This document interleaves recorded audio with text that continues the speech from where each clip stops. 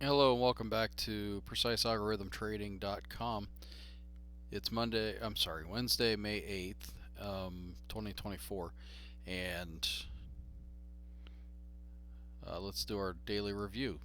Uh, the markets. We've got our automated trading systems. That's what all these are. I know I don't usually go through and explain what they are, but they do trade automatically. They're all based on uh, the same basic algorithm with their own individual um, parameters because of what instruments trade. So they include things like crossovers and parabolic SAR and a lot of the other things that we look at, MACD and stochastics. And what you do is you put all those systems together to come up with a good uptrending position, and you backtest that over a lot of data, and this thing's backtested over, I believe, more than a year. And now this latest slump that's been going on for, I'll call it a month and a half. Um, you can see it's not technically it's not that big of a slump. We're actually, I think, coming back up out of it, but those are the drawdowns are just part of what you have to deal with an automated trading system. So, anyways, I wanted to explain that because, and then we'll look at the individual what happened today, and you can see we had an up day. So these things go in, they move in a series of losses, and then they have a series of gains, and then the the gains, the winners are supposed to outpace ultimately the losers, and they do. You can see we have big gains, and even the big losses are a lot smaller, like this one here. Um, and that's how they're built. So the math eventually should rule out. There's no guarantees, but because you can't guarantee this stuff, but that's how it works. And speaking of which, this one has been on a decline for a while, even though we had a really nice solid uptrend that was also, it goes off the chart when you look at the total all-in data. And this is just I'm going to call it an anomaly of a pullback, because this is normal for a pullback. This one's similar, but it's deeper.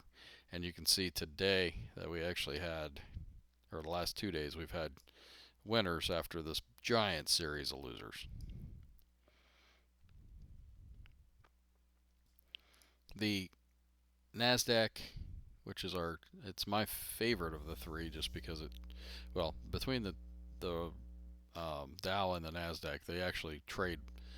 Uh, they sometimes trend together and sometimes make money together, but when they don't, they're not necessarily um, correlated, which is good because sometimes you can be long one and short the other, and it's all just happens to be whatever the algorithm pulls. So at the end of the day today, we had these trades. So all in, still a winning day. Not much really, but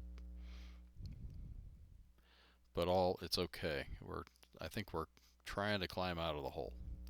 Volatility picking up has helped. All right, let's flip to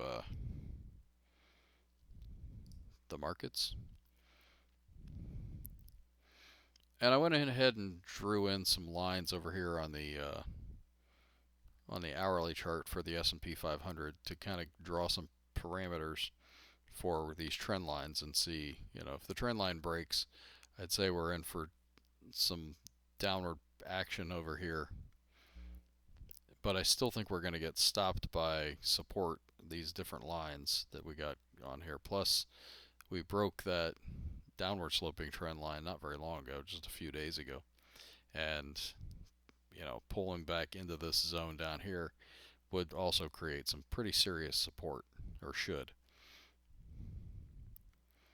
So I'm not sure. I don't think I'm expecting to put in a lower low from this level, but and it should be noted that the lower Keltner channel is actually starting to turn up.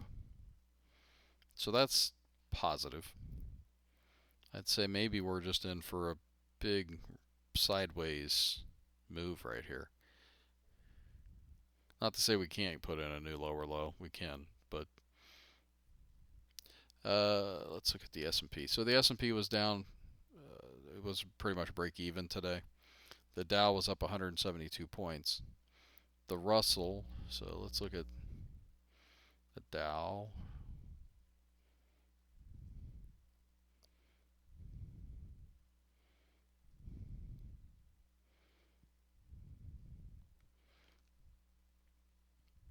We are still up against the upper Keltner channel in a lot of these cases, so I'm still seeing overhead resistance probably at that point, unless we break it significantly back up to the 52-week highs, which is what the white line is here.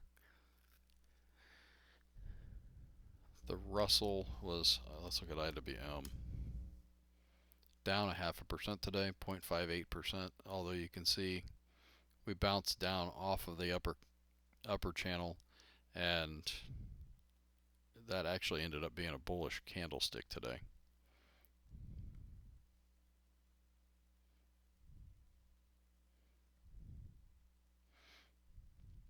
I'd say the Russell's going to give us kind of the path.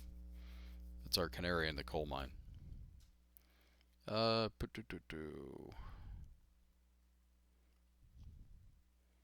That's what the Russell futures look like, which is pretty much the same. The NASDAQ went down 29 points, which isn't much today. A similar pattern to the Russell for what it's worth. Just happens to be right now. It's not always like that.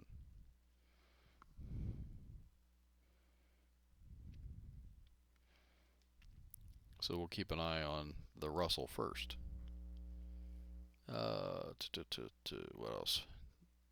IYT, which is the transportation index, starting to look like it's got some life in it maybe. When this thing turns back around and turns green, that'll be a pretty good sign.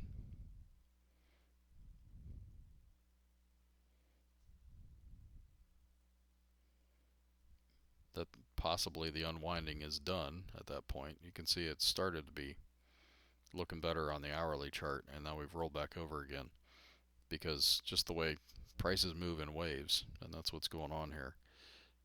We need to start putting in new higher highs and higher lows and break some of this level up here. Alright, oil today went up 0.81%.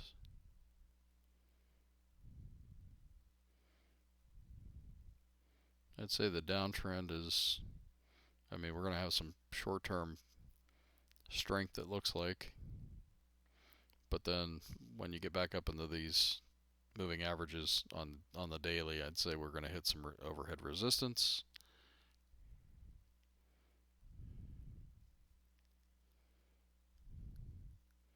And gold, GLD.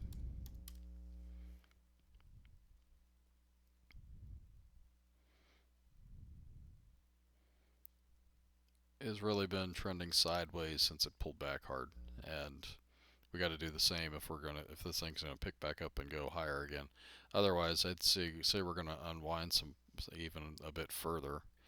We're back up about to the mean here. We're either gonna fall over from here or go back up and close back up to the top of the Keltner channel before it rolls over. We're also at the bottom almost of the hourly Keltner channel, so that could give us some room to bounce from there. And bonds. I think bonds were starting to show some strength, but now it's at the top of the Keltner channel and thinking about rolling back over again. Now what we could do here for bonds is come back down into the zone of these recent lows and then bounce back out of that. Since we had such a nice strong bounce and start to come back, I could probably draw a trend line across this area, and if we break that trend line to the upside, oops, wrong way, crosses above, then we're in for, I think, a pretty substantial breakout potentially. We'll have to watch all the other parameters when that happens, but you'd be basically, after all this downside and this recent major bounce, and then you've had all this unwinding of that, we could start to see sort of a larger term, and if we want to, we could go to weekly,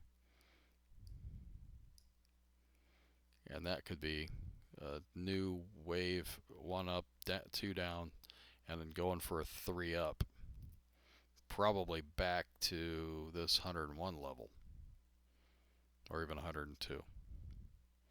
And from 88, that's a pretty substantial move. In fact, I'm not going to do it, but you could play off of this 90 level down to 82, risk $8 to get up to 100 plus. So risk $8 to make 10 is a reasonable consideration from here.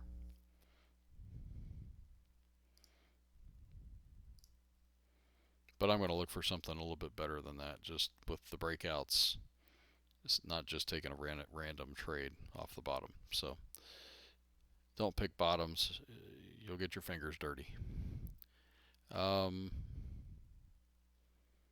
That's that. Let's flip over to, let's look at the ES with the cloud.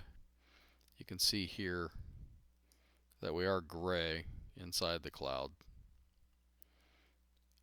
And if it was going to roll over from here, we're going to probably roll over back into the moving averages that are here. Or we're going to break above the cloud. So we can roll over into the moving averages. The bottom of the cloud should be support. It also falls in line with these trend lines. And but if it breaks out from here, that could be substantial as well. But there's that wedge pattern that I've got drawn in. So I'm expecting the price to stay inside the cloud here for a bit. Probably. And then also